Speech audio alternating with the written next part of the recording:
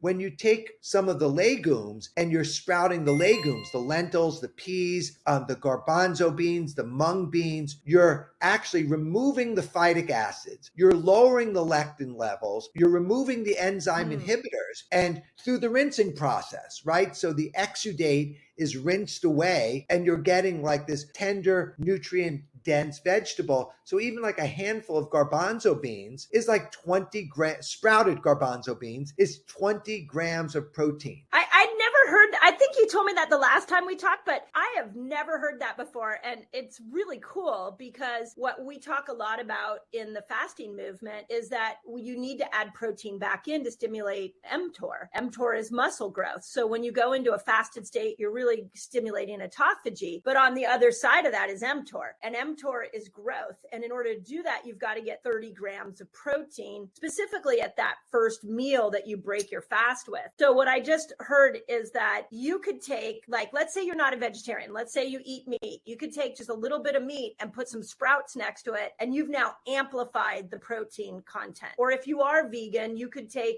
so much of a sprout from a garbanzo bean, and you've now got your protein, your 30 grams of protein if you measure it. Oh my God. We could create, Mindy, this is, I'm so excited. We can create a protein break fast sprouting mix with adzuki, Let's do it. with lentil, with green peas, with garbanzo beans, and with soy. Like the best way to eat soy is sprouted soybeans.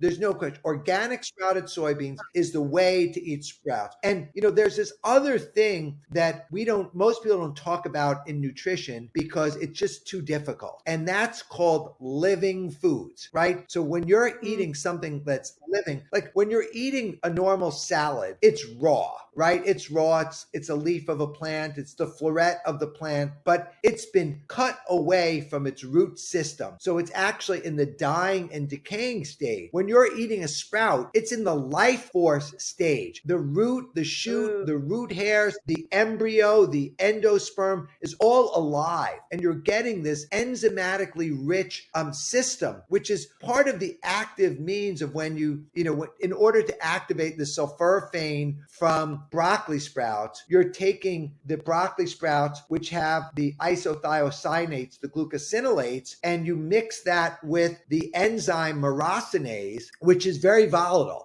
So the compound glucoraphanin is shelf stable, but the enzyme myrosinase is volatile, which is why when you cook it, you deplete it. And so if you take the little vacuoles, when you chew them, crush them, freeze them, they mix them together and you get the active compound sulforaphane. So there's this whole science of sprouting, which is incredible, which is why when I moved to the desert, I lived exclusively on sprouts for 30 days. And I felt just so healthy. And now I eat sprouts and fruit because I love my fruits, right? And so that's where I am. So I want to make sure I answered your question, why I'm enthusiastic about sprouts. Yeah, I love it. I love what you're saying. And so let me just make sure that I want the listener to really grab what you just said. Sure. So when I have a garbanzo bean, well, let's use chia seed as an example. You can sprout from a chia seed. Okay, so let's use flax as both of those are prebiotics. Prebiotics and high in ALA.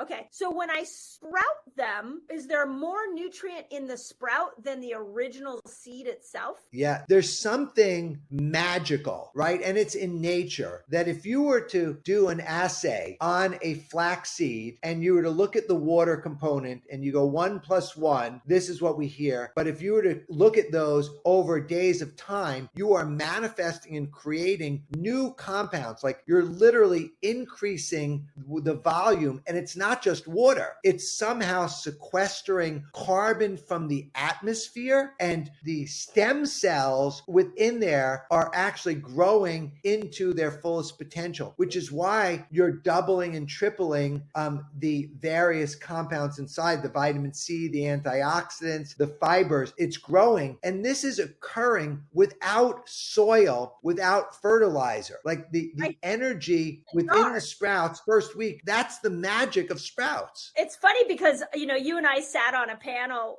for Jesse's, and when I heard you speak a couple of years ago, I was like, yeah, that's really solid. Like I hadn't really thought of sprouts like that. But now you're giving me even an even deeper understanding of it, because I feel like we definitely need to be adding more protein into our diets, especially for like menopausal women and perimenopausal women.